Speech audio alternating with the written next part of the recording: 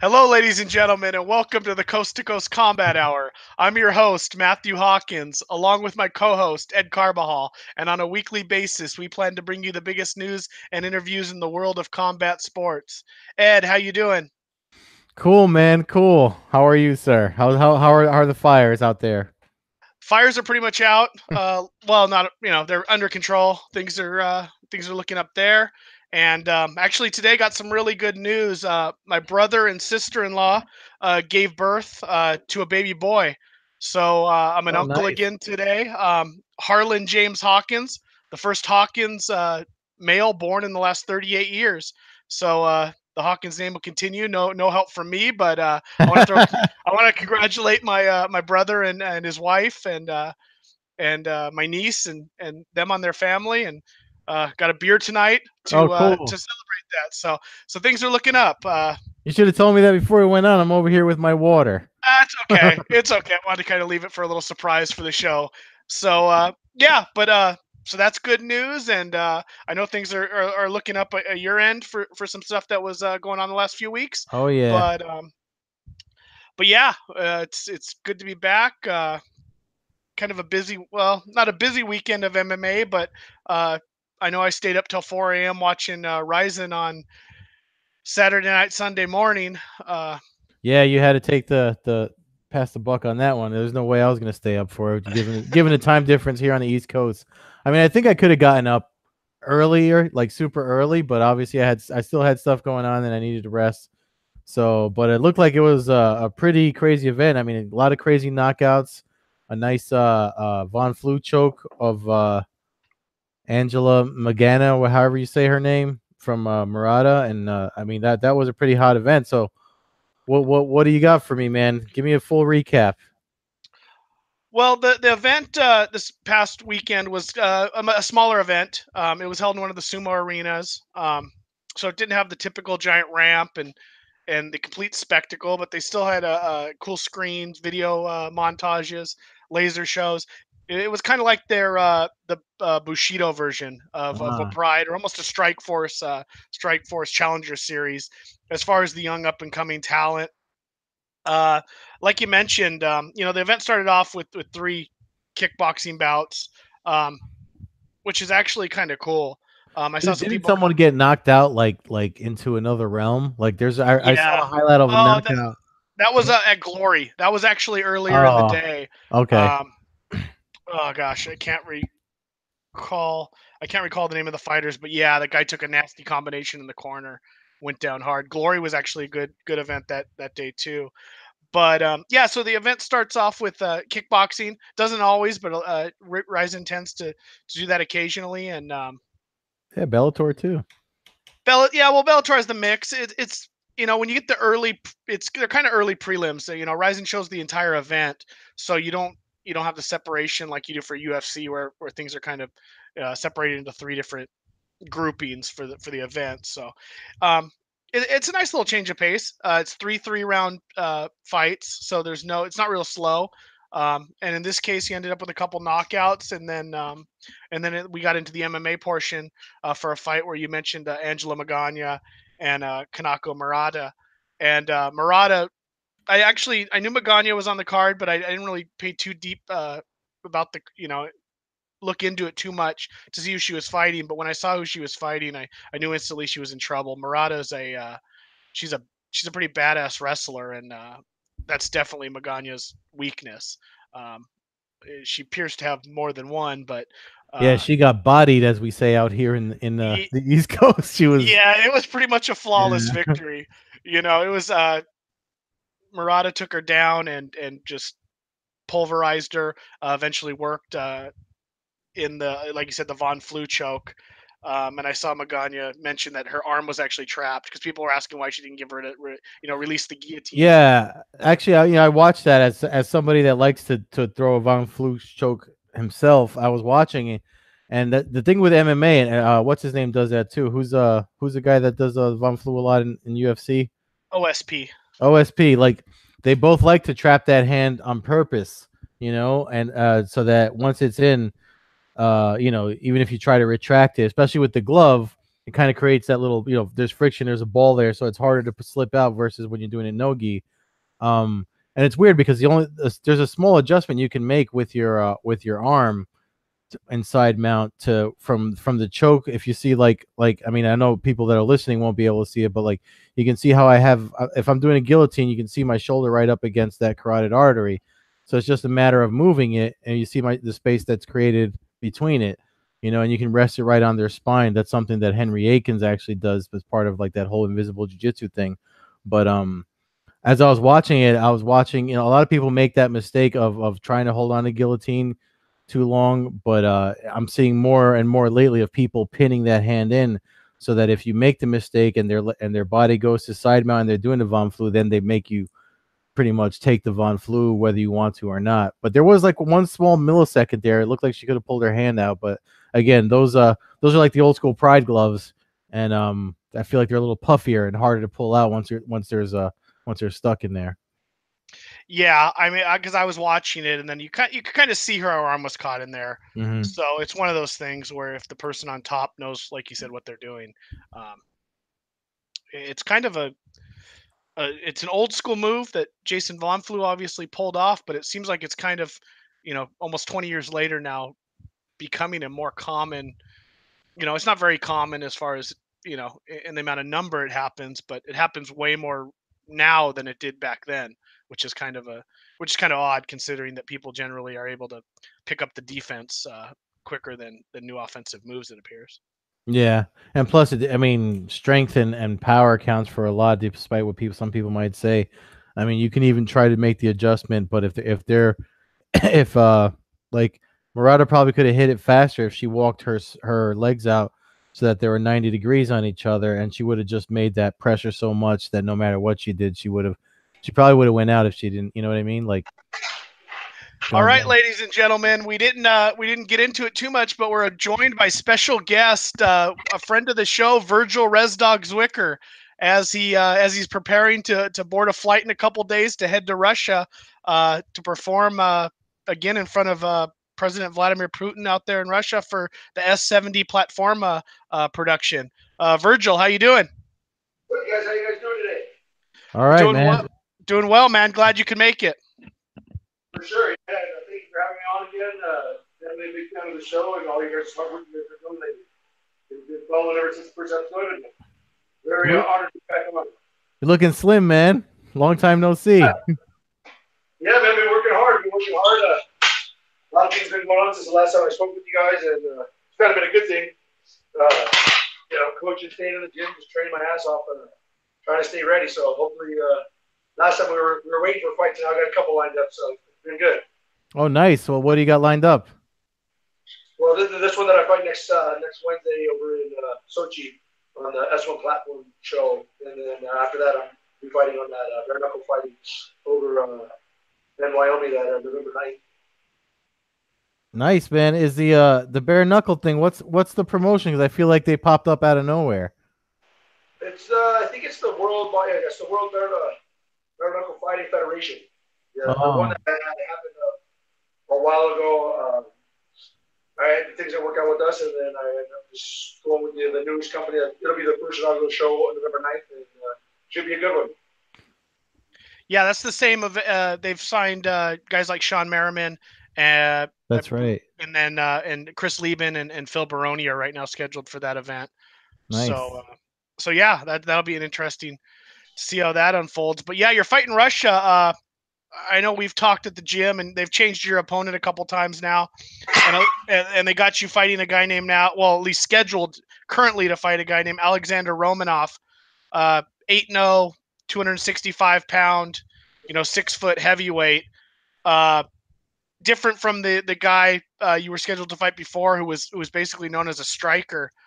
What does it change your mindset? Obviously, you got to go in with a little bit of a different game plan, I would imagine. But does it change anything as far as your you know just I guess your general mindset going into that fight?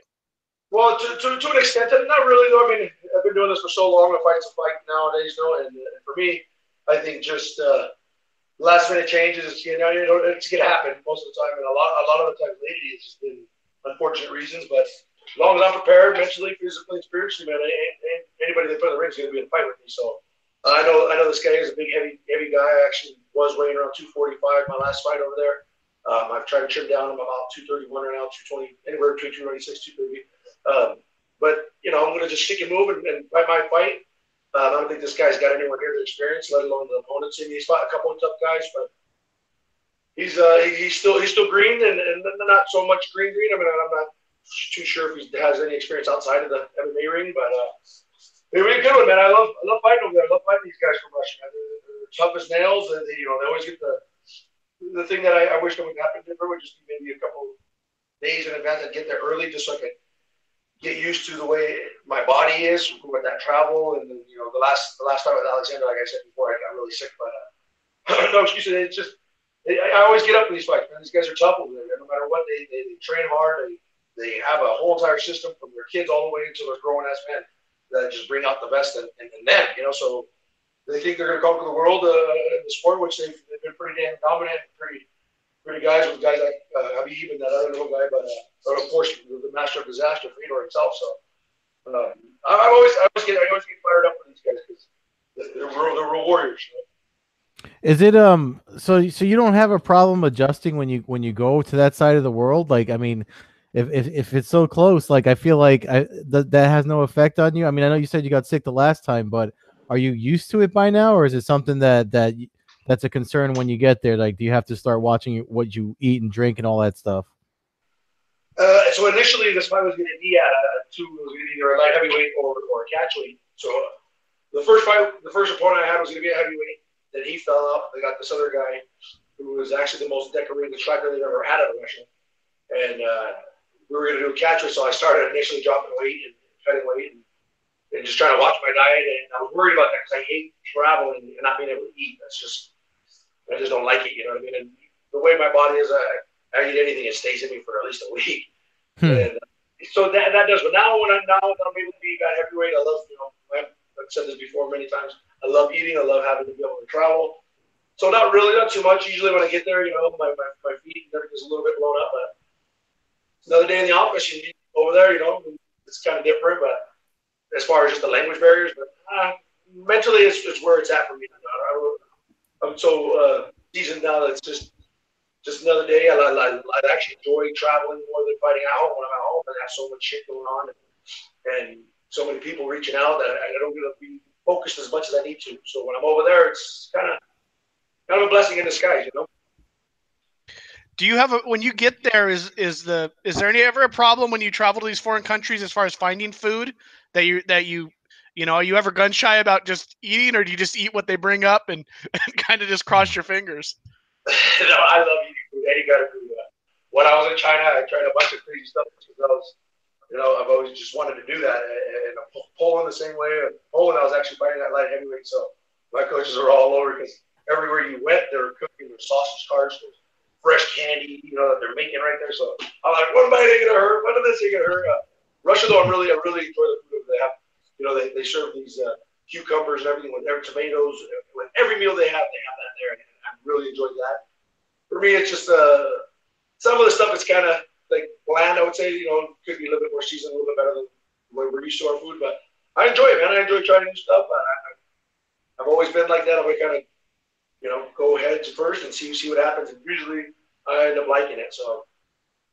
So where can we watch this? Like, if we want to watch it here, is this one of those YouTube streams?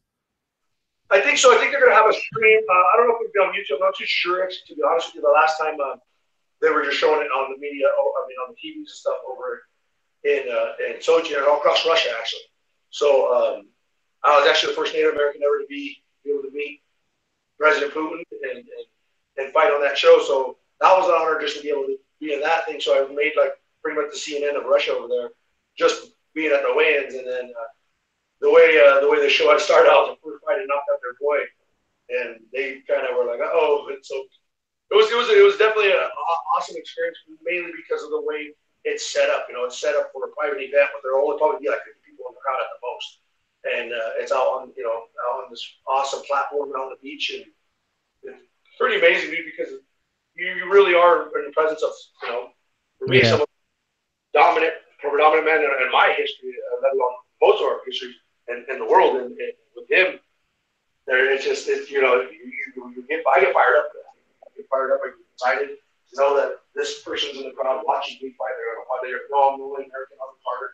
And, he knows me from the last time, so I'm hoping to do it again. And world over there in Russia and come back home and pass the flag. Hey, how's preparing for the fight and running the gym? I remember you were talking about your gym last time we had you on, and you actually got a one of your more recent members is Mr. Hawkins over here. So, I mean, like how is it running the gym and doing fight camp and everything? Is it almost does it limit you? Or is it easier? Like how's that been going? It's been easier on a certain aspects as far as just being in the gym. That was kind of like I've always been.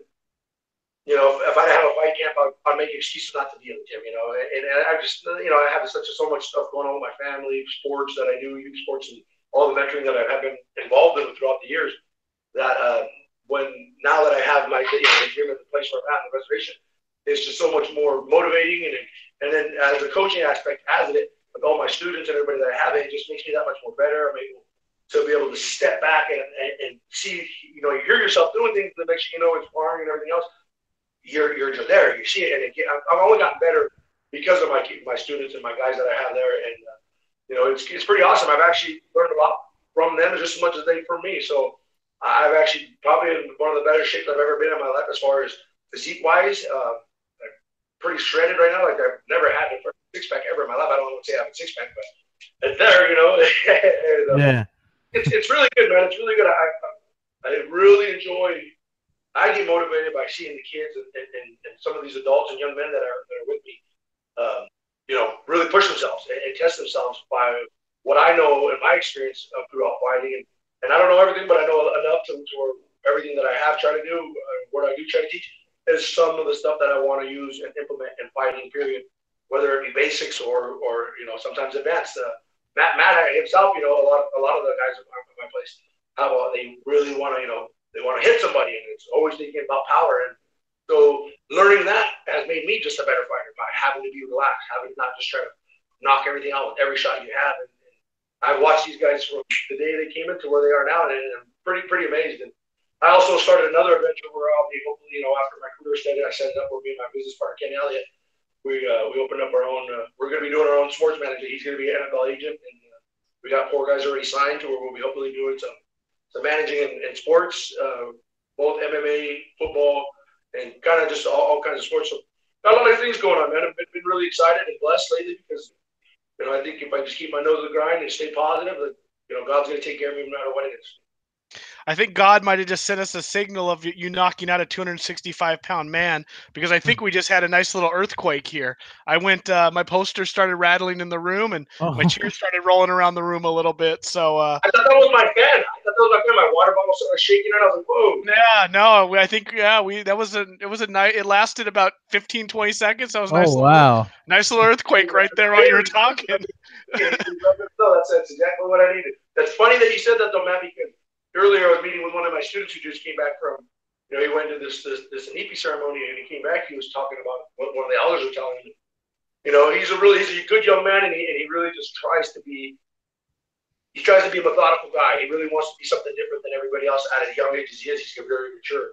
And he told me, I have a good night. I want to just come see you and give you a hug because I want you to know, they talked to me and I think you're going to be victorious. I'm like, man, it just made me feel good to even have a young man come up to me who, I know he looks up to me, but even just to be able for him to be on his mind, for me to be on his mind at a time like that, it was pretty humbling. So I definitely been excited, man. I've been really excited. I find ways to keep myself motivated. I've been listening to a lot of TD Jakes and stuff that just keeps my mind constantly going and sharp and with. Mainly, I'm tired of being negative. I'm tired of finding things to be angry about and things to point out that I don't like. And, having even someone like Matt, like he's such knowledgeable in MMA, just hearing him talk things about some of the guys, you hear it, you can see it. It's just a good feeling to know when you're in a good place that a lot of things are going to happen, whether it's winning, losing, whatever. There's still so much more outside of the cage that I really enjoy in life. That's cool. The sports management company that you mentioned you're starting, did you say come up with a name for it yet or no? Yeah, it's going to be Zero Barrier Management. We actually trademarked it a couple weeks ago. we haven't really did an initial launch off yet because we're still just making sure once I get back up and fighting, we're going to really sit down and get after it. But yeah, we're going to have our own website, our own everything's going to be coming up. Like I said, I got like 4 or 5 fighters already signed. We have two college students that are one going to be going into the draft or went to the draft, and got a couple other active sports. One skateboarder that's going to be hopefully coming along with us, and really, I mean, it's a whole new adventure for me. I mean, as far as the one chapter of what I'm taking over in Halfling, is just basically trying to protect these up and coming fighters from these D-level shows, B-level shows, local shows that just like to sell and make money off of the fighters, and the fighters don't get dollars. And for me, I eventually would love to sign and get somebody there, but I'm not. It's just baby steps. So that being said, I'm really blessed with that and having people like Ken and Matt and everybody else that's been helping me with all this stuff. Just keep myself in the sport because I turned 36 last month, and I mean I feel it. I feel a lot of the stuff that I've been doing, all the training. It's kind of crazy because I always tease my brothers. They're all older than me, and they'll like lose weight or they'll go on a diet, and I'm like, oh my God, are you going through like menopause where they feel like they need to lose weight to be young again or whatever? But so I can feel it though, man. The age is catching up to me. The 16 years of fighting is definitely feeling it on my body. So definitely trying to make sure I have a backup plan no matter what happens in the sport. I still want to be a part of it. Yeah, well, I mean, I've been watching you fight for, I guess, since your first fight, where we talked about I actually was a judge at it, but you seem like you're, in my memory, I mean, you're in as good a shape now as I ever remember you being in. I'm sure you've had, times where you were obviously, where you were in good, but like you talked about almost having a 6-pack and stuff like that. Obviously you're doing more than just training, my old ass at the gym. You're hitting it hard with a bunch of other,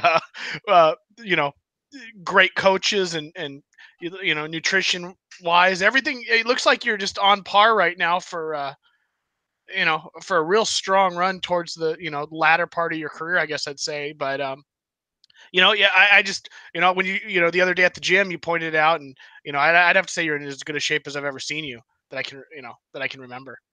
Yeah, no, and really, I think it's come with like just experience, getting older, maturing, and a lot of it has just kind of been learning from a lot of the guys that are like, I want to be a leader. I want these boys to see what it takes to be a hard worker. So I work hard with whoever I have to. My coach Eric Mendoza, he's one of my strong points where I've always had.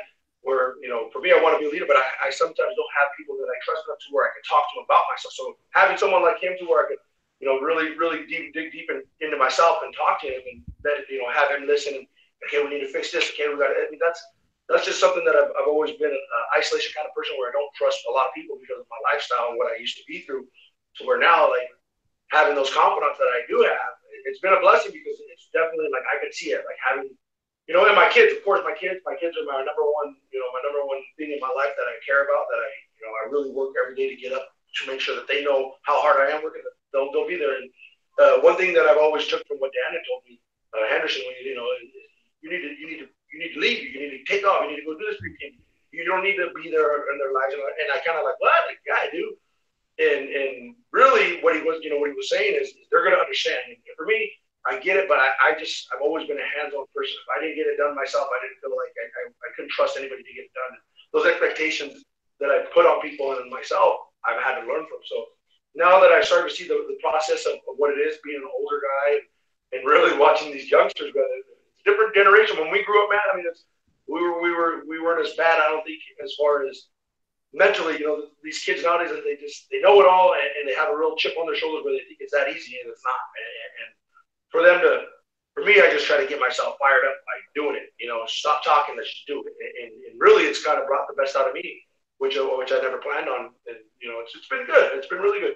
And it's been crazy. I used to really watch a lot of shows, and I haven't watched many fights in a long time, like probably 3-4 months. And it's just because I'm just so damn busy, and mainly just grinding. Yeah.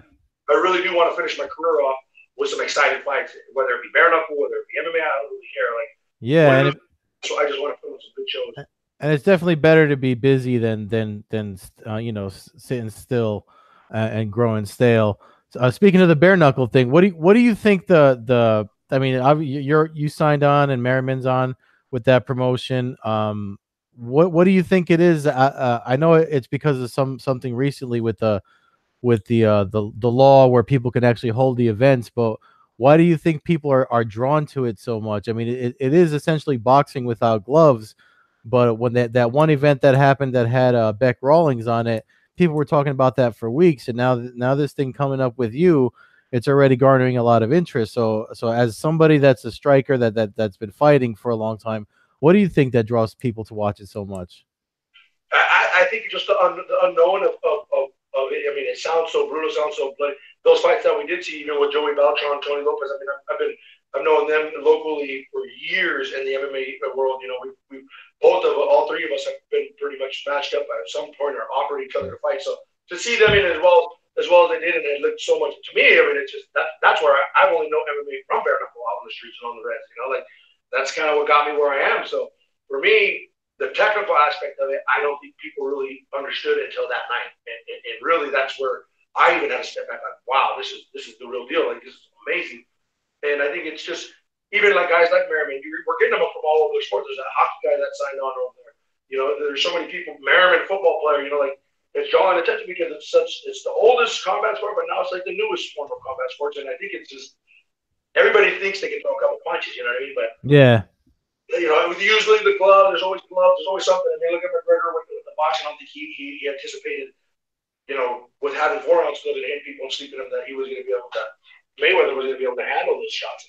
And he did. So I don't think a lot of people are really anticipating the blood and all that. I don't really care about that. Like, I think without gloves and without that stuff, my hands are faster and heavier and harder anyway. So I'm I'm really, really excited about it. I'm looking forward to putting on some really good fights, no matter who they put in front of me. And I think that's with them, you know, the reason why I think that was one of the main things why they even reached out was because I've always put on exciting fights and I'm never scared of the challenge, whoever it may be in front of me. And when it comes to my hands, that's been my biggest attribute from the beginning. You know, so now that I have more technical speed and footwork and head movement and defense, it's just time to go. You know, and I'm really, really, you know, when the time gets closer, I think I'll be more focused. But I think the training aspect and what I've seen some of the guys and fighters doing, I don't know if I would do that because of my hands and my injuries that I've had before. Yeah. You know, the preparation I think is just being more. I'm taking a piece out of Dan's book. You just got to be more smarter. You know, just got to train smarter and be more focused with our bodies and taking care of them more than we used to, or at least, you know, when I was younger, I didn't really sure what I'd get in there no matter what, whether my toe was broken or not. I don't mean to change, but I see my boy Spark Yuri on Twitter's tweeting about our live earthquake. I just went on Twitter. I've never really seen one, but the epicenter was actually right here, basically in Temecula, and it was a 4.4 magnitude, Oh wow. which isn't huge, but that one rattled for a while. So I'm seeing people from all the way from San Diego and even up north, Moreno Valley, which is about 35 miles north, we're feeling it. So oh wow. Yeah. It is a big one. It's just not here in Southern California. It's a big earthquake, and I like I said, I felt it. Usually, you kind of roll right through them, but that one rolled, and I mean, it had my poster swaying here in the room, and had me. I looked over. What the heck? I was moving up there, so I didn't really pay attention as far as it was shaking or not. But yeah, it's just raining over here in Jersey, so. No, yeah, you don't have to worry about that. So you know my buddy Tom Gillico. Tom Gillico, yeah, Tom from The Ultimate Fighter and UFC. I think he's from my hometown, actually. Which is where? Perth Amboy. I think he's from there, yeah. Yeah. I never met him, but I remember seeing that on when he was on The Ultimate Fighter. I saw that on his profile, and I said, "Holy cow! I had to have seen this guy because it's a small town." I actually just came from there before we started recording. What's that? Are you as hairy as he is? I'm pretty hairy. I'm pretty hairy, yeah. I met two other guys from Jersey, and I'm like, dang it. My buddy Jimmy, you know, he's another one over there in Jersey. He's a hairy motel. Like, what the heck are they putting in the water? Like, you guys don't even wear shirts. You guys just trim your sponsors on. Yeah, well, you know what? We get some rough winters, so I guess it's in our DNA to be prepared for them. But I mean, if they leave the state and go out to beautiful California, I don't know why they wouldn't. I manscape and I'm here, so I don't know why they don't. Yeah, I'll tell you one thing, man. It's been ridiculously hot out here. So Yeah. tonight it's been 90 for the last, minimum has been 92, 94, at least the last 3 weeks. And I hate Yeah. the heat. I really do. Yeah, I can't stand it either, and it kills me at work to have to work in it. But you were mentioning Tom. I don't know exactly where you were going with that, but he also signed with the Bare Knuckle organization, didn't he? Yeah, he signed the same one as me. He's actually he did it, and I haven't been to Quest in a while, but I know all my teammates are already still there. It's just been so hard running around you. But I know Joe Daddy is now one of the MMA coaches there too, Joe Daddy Stevenson, and I'm pretty sure he signed on as a commentator. And Tom's going to be doing the bare knuckle like myself. I'm hoping to get a couple of my guys from the gym in there too. And that's one of the things with that. When you do offer somebody, not everybody's made for that. Not everybody's made to take a bare knuckle fight and be able to handle it. I know two of my guys who one of them has experience in boxing. He was like, I don't think I want to do that, coach. I'm like, no, you're going to do it. Like, come on, you can do it. And he just hasn't pulled the trigger yet on it because it's just, I don't know. For me, I think it's just so new and so fresh that people got that fear, but they also got that excitement of wanting it. Well, I mean, I think I know who you're talking about. And he's a younger guy. You're old school. You remember the days of the bare knuckle fighting, and you came up that you got attracted to the sport by watching bare knuckle fighting, basically, and it disappeared for basically 20 years, and now it's kind of made its way back. And over the years, people have said that it's actually safer, and because the gloves don't protect the people's face getting punched. It protects the people's hands from breaking their hands and breaking Yeah. bones in their hands. And the gloves allow you to really reach back and just explode on somebody, where you have to really think about your shots with the bare knuckle. Um, so I think that might have something to do with people's apprehension. If you grew up watching George St. Pierre and you know the newer generation or the middle generation of MMA, you really don't have an appreciation for what the bare knuckle aspect, I guess, of it, or the kind of the spectacle of it. But as someone like you who's been around the sport forever, it's got to be cool to be able to jump back and kind of have a flashback to what you kind of missed out on. You were right on that edge of the being bare knuckle and kind of no rules to where we're at now with the rules and the unified rules.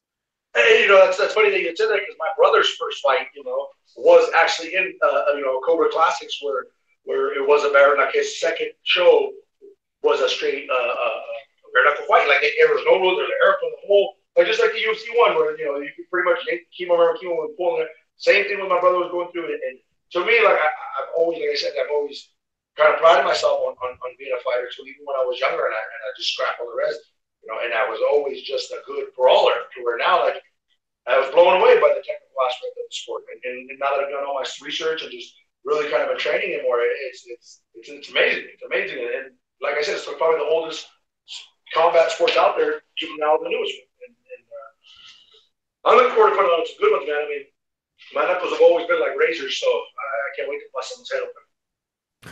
That's good. That's good to know. Knuckles like razors. I love it. Yeah. So, well, we appreciate you joining us, Virgil. Do you have some sponsors you want to throw out real quick here before we? Yeah, definitely. But for me, I just I've always sort of want to thank everybody that's been a part and been helping me.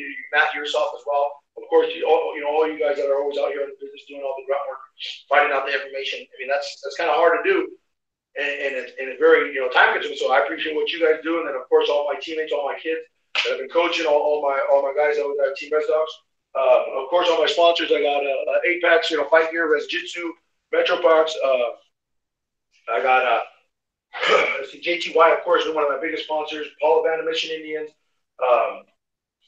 Everybody pretty much that's been a part of my camp and career native fans, post therapy. My buddy Frank Phoenix and all his family, the Phoenix family on Verona Reservation. Of course, post therapy. Rick's Garage out of Rincon Reservation. Who else I got? One Pollo, one of my favorite places I've always ate at.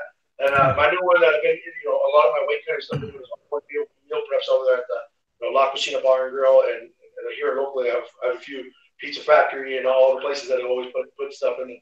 Of course, the Paul, my family and everybody, the Paul Braves, the Bad Medicine have always been there helping me. Plus, I got Paradise Chevrolet Cadillac here in Temecula town. The owner's been very, very helpful and made him a really good friends for a long time. I actually started training him, and it was kind of been good. So all these people that are always, CVAC has been a big part of my camps lately. The cardiovascular altitude chamber things that I've been working on. Everybody that's always just helped me get through it. Like a lot of people don't realize how hard it is for us fighters and what we have to do with the sponsors that come in and do the stuff that they do that help us get to where we have to get to be the best. That right there. I mean, there's no thank you. There's no nothing I can say to them except fight my ass off and do everything I can for them because they're the ones who make it possible for me, just like my wife and my kids. So I truly am blessed and happy to have everybody a part of my team, just like you guys. So I appreciate all your guys' time and thank you. Obviously, we'll be supporting and cheering for you as a fan and as a friend. Hopefully we'll get some help from Grabaka Hitman at Kaposa or at Kaposa at Grabaka Hitman online. Hopefully he'll find the stream for your fight, and I'll be tweeting that out early next week. He does usually a good job of really finding those, and I can get it out to all your fans and your family that want to be able to watch the fight. All right, Virgil. Well, travel safe, man. Have a good time in Russia. Big shout out to my good friend Gokhan. He's over in Belgium. He's been one of the main guys who's got me all these fights over in Europe and everywhere else. He's a really good guy. And congratulations, he just got married. And Dwello Sports Management, let's go get him. And just for the record, if you come across any large or extra large shirts from Russia, I'm sure me and Ed will not won't hate you for it. And it is the Russian shirts. They got to be like a 4X for you guys to fit. The 2X's are like larges out here. Honestly, though, if they have anything like that, I would that kind of memorabilia would look great in my room and stuff that I'd never be able to get my hands on around here. So if you come across any of that stuff, definitely pick some up and I'll get you back for it. I'll pick us up some vodka too to have. There you go. There you go. All right, brother. We'll travel safe. Have a great fight in Russia. Good work, man. I've been big fans. You guys been tearing it up lately, man. You guys don't stop doing what you've been doing. And again, thank you guys so much. And I'm glad your dad's doing good, my brother. All with the pops. All right. God bless, my man. I'll talk to you. God bless, guys. Have a good night. Bye. Cool. Well, that was awesome. Virgil jumping into the middle of our show on his fight week's next week. Technically, the fight will be on, I believe, Tuesday here in the States. But yeah, great talking to him. Yeah, I hope there's I'm gonna have to dig into watching it, and then I've been following that WBKFF that he signed up before, and ever since you and I knew that he was jumping in, so that's really cool that he gave us some insight to that, and a sports management company. That's the fact that he's trying to do various sports. That'll definitely open up some options for him. They don't have a so if he's only 36, I'm wondering if he would consider, like, if they open up the division, because I think they only go as heavy as light heavyweight at the Pro Fight League. I'm covering them this Thursday for you guys following over on behalf of Front Proof Media.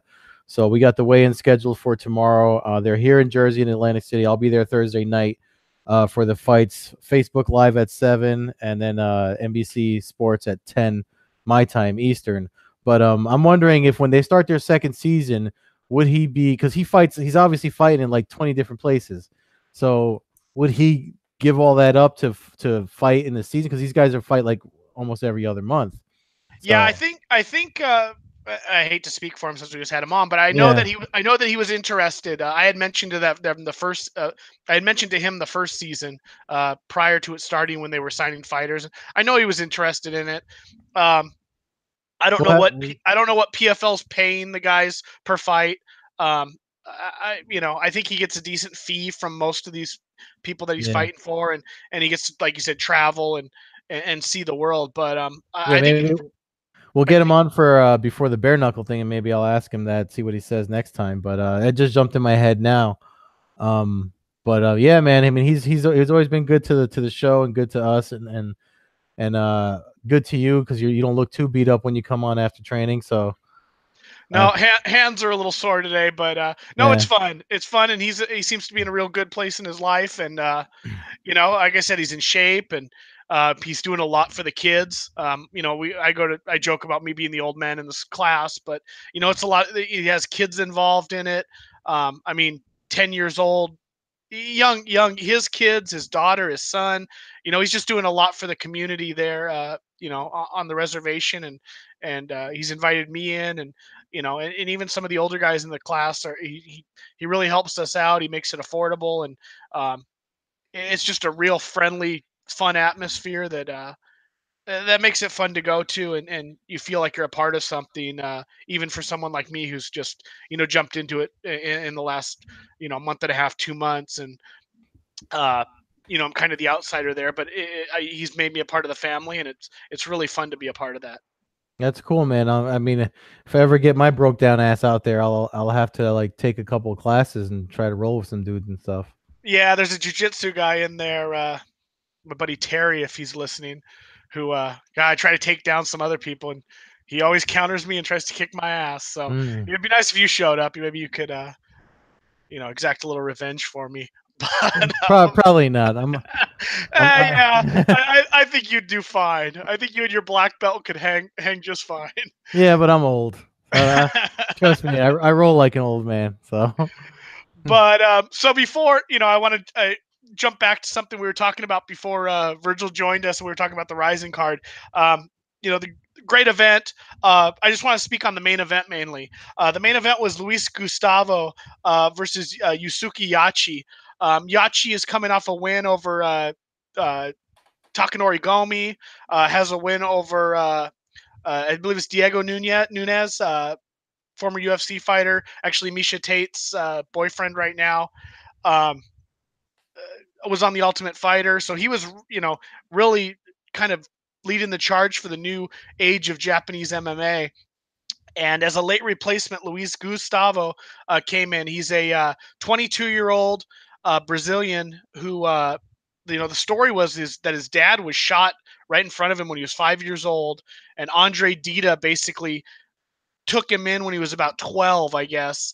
And he kind of became his protege, and then Vanderlei got a hold of him, and working with Andre, and he came in, and coming into the fight he was 8-0 with all first round finishes, and I was blown away. The guy came out, he looked like a little mini Vanderlei Silva. He fought at 155 in this fight, normally fights at 145 pounds, took on the bigger guy, and I mean, he was throwing soccer kicks, and I mean, he looked like a little mini axe murderer, ended up knocking out Yachi cold, just flattened him in the middle of the ring, and um, it kind of capped off a great night for Rizin and Japan MMA in general.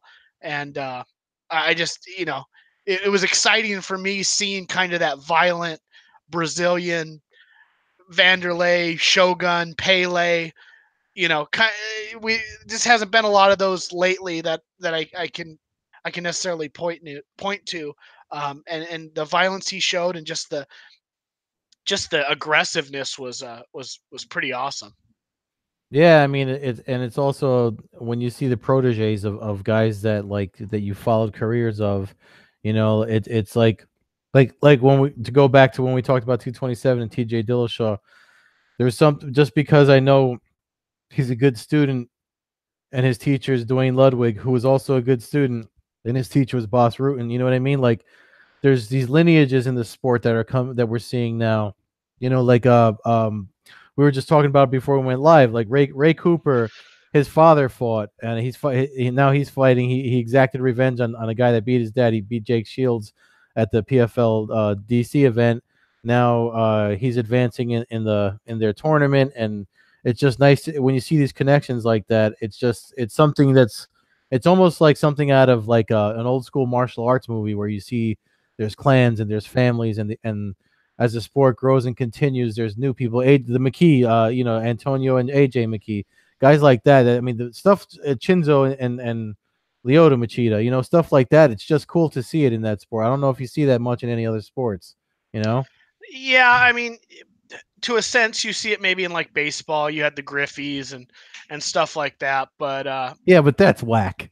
They're not they're not uh, beating guys up and like making stories and stuff. They're out there slamming wood against flying pieces of uh, you leather. know, yeah, yeah. I'm not gonna go there. King Griffey Jr. is one of the greatest baseball players of all time, and is I definitely don't like pretty baseball, damn. so I know, but it is true what you say, yeah. and having been around the sport as long as I have, I can remember actually going to King of the Cage, watching Dwayne Ludwig fight, and I mean he's doing a crane kick against Shad Smith. He's he's pulling off these moves, and I actually specifically remember standing there next to the cage and hearing two people next to me have a conversation, and the one guy goes, "Check this guy out, Dwayne. Boss says he's legit." And it's just something that stuck with me. And on those earlier cards, AJ McKee was fighting, and or not AJ McKee, Antonio McKee, and then I think I went to AJ McKee's debut in Bellator. But I've seen him fight 2 or 3 times live, so it is funny. And having been around the sport for a long time, it ages you a little bit. But just like you said, seeing the generations, and the guys are just getting better. You see what Dwayne's been, you saw what Boss, like you said, what Boss taught Dwayne, and now what Dwayne's taught TJ. And in 10 years there'll be somebody that TJ's teaching that'll be the next guy that'll be coming up. And it is a cool thing about the sport is when both of us getting involved at such a early age of the sport, whether you were involved 10 years in or 2 years in, or right when it started. It's at a point now where the level of technical ability and skill and cardio and everything is at an all-time high. And um, you just wonder where it's going to go from here. That's I lean towards laxing some of the rules, honestly, because of guys' ability now to defend themselves at a time or at a level that's never really been seen before.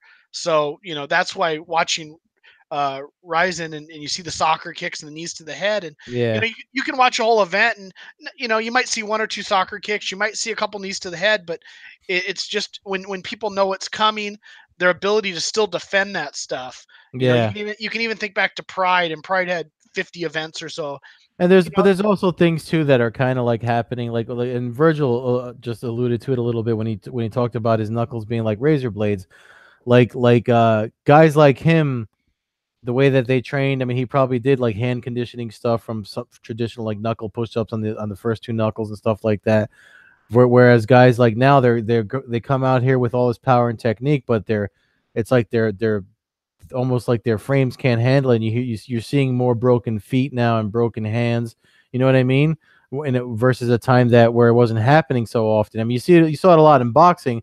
Like every time a boxer gets in a fight outside of the boxing ring, they break their hands, and it's because they don't have the glove and the tape and all that stuff that's on. And Virgil's somebody that's conditioned his hands. You know what I mean? So it's just like there is things that are kind of like downgrading, but as far as the skill level, there seems to be multiple upgrades.